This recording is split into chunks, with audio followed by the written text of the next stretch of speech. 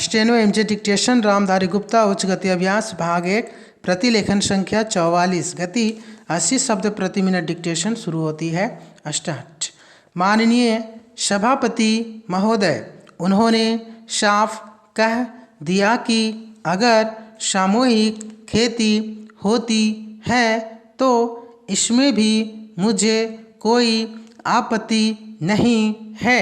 मैं यह कहना चाहता हूँ कि इस बिल को देखने से यह साफ स्पष्ट होता है कि उस सहकारी समिति के जितने सदस्य होंगे वह अपनी अपनी जमीन को एक साथ कर लेंगे और अगर समिति से निकालना चाहेंगे तो एक साथ अधिक जमीन उसको नहीं मिल सकती।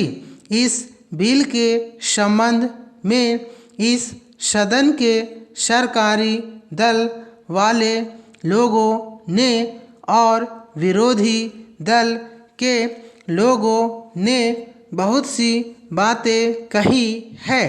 जैसा कि यह बिल है, इसको अभी समिति के सामने विचार के लिए जाना है और वहाँ से विचार होने के बाद यह इस सदन के सामने फिर से विचार के लिए पेश किया जाएगा। तब माननीय सदस्यों को पूरी तरह से यह अधिकार होगा कि जहाँ तक इसमें दी गई बातों का संबंध है उसमें परिवर्तन ला सकते हैं या उसको हटा सकते हैं। कल से जो बातें हो रही है वह सब नोट की गई है और मैंने बहुत सी बातों को सुना है। इस समिति में उन सब बातों पर विचार किया जाएगा। बहुत से माननीय सदस्यों ने इस तरह की बातें कही है वह बहुत आवश्यक मालूम हुई है और जैसा कि मैंने कहा है उन पर विचार किया जाएगा। पैराग्राफ।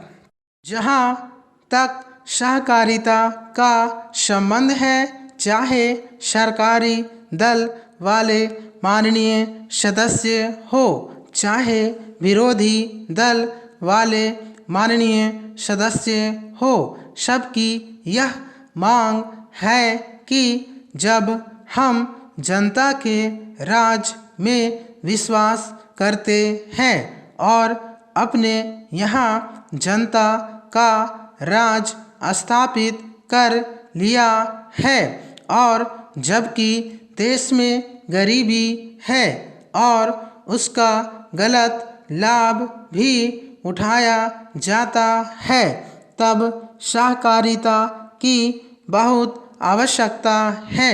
इसको रोकने की आवश्यकता है। यह सभी लोगों की राय है। जहाँ तक इस सहकारी बिल का संबंध है, बहुत से माननीय सदस्यों ने बहुत सी बातें इसके संबंध में कही है। मैं सब बातों का विवरण में तो उत्तर नहीं दे सकता हूँ, लेकिन मैं थोड़े में विशेष बातों का उत्तर देने का प्रयत्न करूँगा। जैसा मैंने अभी कहा, जब हमने अपने यहाँ जनता का राज स्थापित किया है तो हमें अपने समाज के ढांचे को बदलना पड़ेगा। हमारे यहाँ गरीबी और अमीरी चली आती है। हमारे देश में एक गहरी खाई चली आती है और आज भी समाज में गलत लाभ उठाया जाता है। समाप्त। Thank you.